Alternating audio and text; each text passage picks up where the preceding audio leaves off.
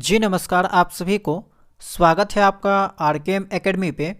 तो देखिए, Jharkhand BEd admission 2025 के रिगार्डिंग आप सभी के द्वारा कमेंट सेक्शन में कुछ सवाल पूछे गए हैं। उन्हीं में से कुछ इम्पोर्टेंट सवाल को यहाँ पे मैंने पिक किया है और उन सभी सवालों के जवाब यहाँ पे देने का प्रयास जो है वो हम करेंगे। तो सबसे पहले तो हम आपको बता दें कि आपका 4th राउंड काउंसलिंग हो चुका है। आज आपका सीट अलॉटमेंट लेटर भी जारी कर दिया गया था और आज से आपका जो है एडमिशन भी चालू था। ठीक है, 21/11 से लेकर 25/11 तक आपका एडमिशन चलने वाला है। तो 4th राउंड काउंसलिंग के तहत अगर आपको सीट अलॉट कहीं हुआ होगा तो आप लोग एडमिशन करवा लीजिएगा। ठीक है, 25 तारीख तक आपका लास्ट डेट है। दूसरा जो बात है वो है आपका एंट्रेंस एग्ज़ाम नहीं दिए हैं, क्या एडमिशन हो सकता है। बहुत सारे स्टूडेंट ऐसे होंगे जिनको जानकारी नहीं होगा कि बीएड एंट्रेंस एग्ज़ाम का फॉर्म कब आता है, कब एग्ज़ाम होता है। तो जानकारी के अभाव के कारण बहुत सारे स्टूडेंट फॉर्म को फिल नहीं कर पाते हैं और परिणाम स्वरूप एग्ज़ाम भी नहीं दे पाते हैं, एडमिशन उनका नहीं हो पाता है। तो उनके द्वारा सवाल पूछा गया है कि क्या बिना एंट्रेंस एग्ज़ाम दिए एडमिशन संभव है। तो देखिए, बिना एंट्रेंस एग्ज़ाम दिए एडमिशन संभव नहीं है। ठीक है, किसी भी कारण से यहाँ पे आपका एडमिशन नहीं हो पाएगा। हाँ, एक बात हो सकती थी कि अगर आपका मार्क्स कम होता तो एडमिशन हो सकता था, लेकिन यहाँ पे जो मिनिमम कंडीशन रखा गया है वो है आपका एंट्रेंस एग्ज़ाम आपको देना होगा। ठीक है, एंट्रेंस एग्ज़ाम अगर आप दिए हैं तभी एडमिशन हो सकता है, नहीं दिए हैं एडमिशन नहीं होगा। तीसरा जो यहाँ पे सवाल है वो है आपका, क्या अब कॉलेज ट्रांसफ़र हो सकता है। बहुत सारे स्टूडेंट ऐसे होंगे जो कॉलेज ट्रांसफ़र करवाना चाहते होंगे और कुछ लोगों ने करवाया भी है। तो मैंने इसके बारे में बताया था कि ये जो बात है वो पूर्णतः कॉलेज के ऊपर डिपेंड करता है। जैसे किसी ने कहीं पे एडमिशन ले लिया है, खास करके प्राइवेट कॉलेज में, तो उस कॉलेज से बात एक बार कर लेना चाहिए था। उसके बाद आप लोग यहाँ पे काउंसलिंग करते तो आपका ट्रांसफ़र हो सकता था, अगर कॉलेज वाले एक्सेप्ट करते तो। लेकिन यहाँ पे देखने को मिलता है रियलिटी में कि अगर आपने किसी प्राइवेट कॉलेज में एडमिशन ले लिया है और अगर आप उनसे बात कीजिएगा कि मेरा एडमिशन को दूसरे कॉलेज में ट्रांसफ़र कर दीजिए, तो वे लोग इस एक्सेप्ट नहीं करते हैं। वो लोग क्या करते हैं, फ़ीस को रिफ़ंड नहीं करना चाहते हैं, और रिफ़ंड भी करेंगे तो कुछ डिडक्ट करके, कुछ कटौती करके करते हैं। तो ऐसा जो है वो रियलिटी में देखने को मिलता है। इसी कारण से मैंने आपको बताया था कि एक बार कॉलेज से पूछ लीजिएगा, अगर वो लोग पूरा फीस रिफ़ंड करने के लिए रेडी हैं या फिर दूसरे कॉलेज में ट्रांसफ़र करने के लिए रेडी हैं तो आप लोग कर सकते हैं। ठीक है, लेकिन अब आपका 4th राउंड काउंसलिंग हो चुका है, अब जो है आप कॉलेज ट्रांसफ़र नहीं कर सकते हैं। इसलिए जहाँ भी आपको एडमिशन मिला है वहीं पे आप मैनेज कीजिए। अगला सवाल है आपका, जिसको किसी कॉलेज में सीट अलॉट नहीं हुआ है वे आगे क्या करें, या फिर जिनका कहीं भी एडमिशन अभी तक नहीं हुआ है वे लोगों को आगे क्या करना है। तो देखिए, अब आप लोग के पास एकमात्र ऑप्शन यही है, ओपन एडमिशन। ठीक है, अगर आप अपना साल जो है वो बचाना चाहते हैं, एक साल ड्रॉप नहीं करना चाहते हैं, तो आपके पास जो लास्ट ऑप्शन है वो है आपका open admission. 4th round counselling में जिनको एडमिशन लेना होगा वे सभी ले लेंगे। उसके बाद जितना भी सीट खाली रह जाएगा उन सभी सीट का सीट मैट्रिक्स जारी किया जाएगा कि किस कॉलेज में कितना सीट खाली है। और आपको पता होगा कि 4th राउंड काउंसलिंग आपका लास्ट काउंसलिंग है, इसके बाद कोई भी काउंसलिंग नहीं होगा। ठीक है, तो 4th राउंड काउंसलिंग के तहत एडमिशन होने के बाद आपका जो वो फाइनल सीट मैट्रिक्स जारी किया जाएगा, उसमें सारा डाटा रहेगा कि किस कॉलेज में कितना सीट बच गया। उन सभी सीट को जो वो ओपन सीट में ट्रांसफ़र कर दिया जाएगा। जैसा कि आपने सीट मैट्रिक्स में देखा होगा कि सीट जो है वो ओपन सीट का नया कॉलम बना दिया गया है। तो जितना भी सीट आपका खाली होगा सभी सीट आपका ओपन सीट में ट्रांसफ़र हो जाएगा। उसमें कोई भी स्टूडेंट जो वो एडमिशन ले सकते हैं। एडमिशन का प्रोसेस क्या है, आप डायरेक्ट कॉलेज पे जाइए, कॉलेज के पास जाइए, वहाँ से पता लगाइए कि उस कॉलेज में सीट बचा है या फिर नहीं बचा है। अगर बचा है तो आप वहाँ पे बुक कर सकते हैं। ठीक है, वो आपका फाइनल एडमिशन नहीं होगा। सबसे पहले आपको वहाँ पे सीट बुक करने के लिए एप्लीकेशन वगैरह लिख के देना होगा। उसके बाद उस कॉलेज में जितना भी एप्लीकेशन जमा होगा, जितना भी स्टूडेंट अपना रिक्वेस्ट डालेंगे, एप्लीकेशन डालेंगे, सभी को मिला के एक मेरिट लिस्ट बनाया जाएगा। फिर वहाँ पे आपका एडमिशन लिया जाएगा। अगर आपका वहाँ पे नाम आता है तो एडमिशन ले लिया जाएगा। और मेरिट लिस्ट कब बनता है, तो मान के चलिए कि किसी कॉलेज में 10 सीट खाली है और उसमें एडमिशन कराने के लिए 20 से 25 स्टूडेंट पहुँच गए, तो वहाँ पे जाहिर सी बात है स्टूडेंट को तो शॉर्टलिस्ट करेंगे, फिल्टर करेंगे। तो इसी कारण से वो लोग भी वहाँ पे मार्क्स वगैरह देखेंगे और स्टूडेंट्स को जो है फिल्टर करते हैं। तो वहाँ पे आप लोग एप्लीकेशन दे सकते हैं, एडमिशन के रिगार्डिंग बात कर सकते हैं।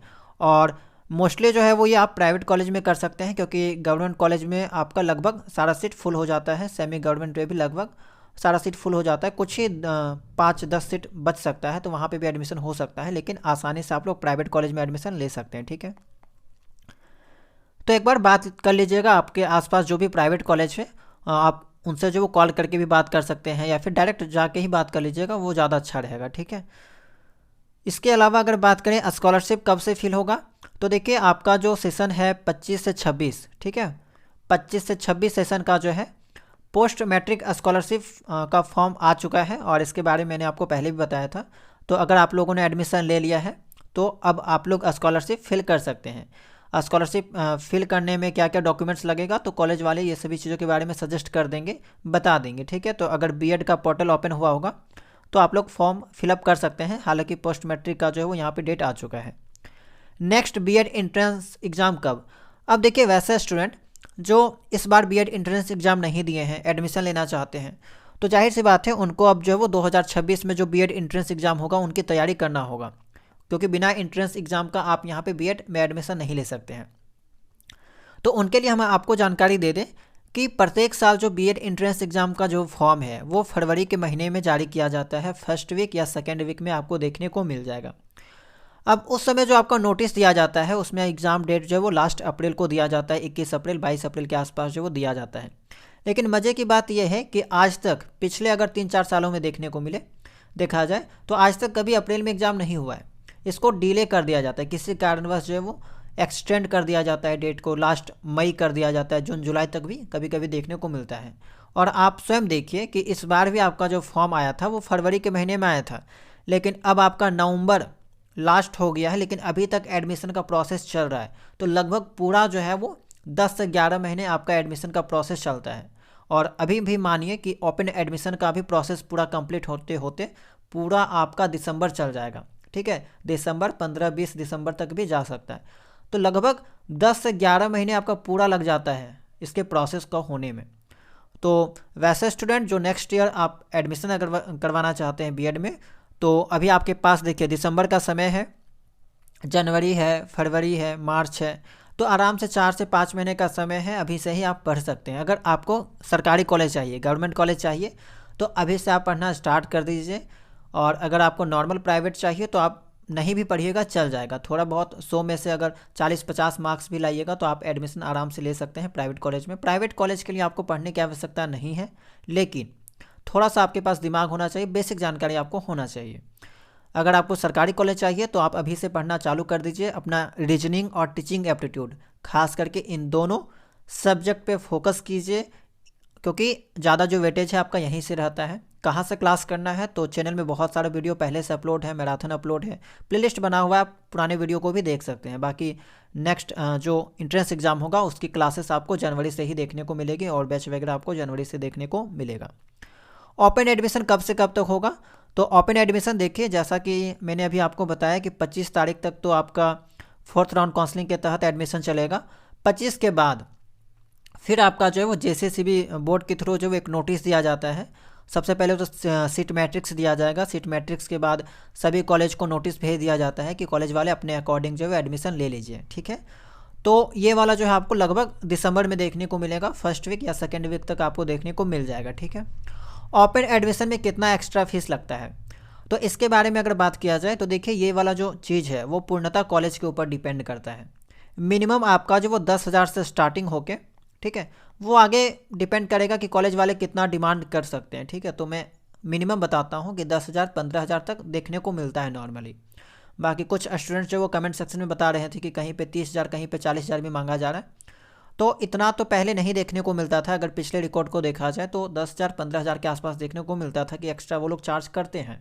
और ख़ास करके एक केस होता है जब मान लीजिए कि कॉलेज में 10 सीट बचा हुआ है, वहाँ पे एडमिशन कराने के लिए 30-40 स्टूडेंट बच गए, मतलब कि 30-40 स्टूडेंट पहुँच गए, तो जाहिर सी बात है ये लोग थोड़ा सा एक्स्ट्रा चार्ज करने लगते हैं। ये लोग लालच, आपको पता है कि कॉलेज वालों को भी एक्स्ट्रा फीस चाहिए, एक्स्ट्रा पैसा चाहिए, मुनाफा चाहिए।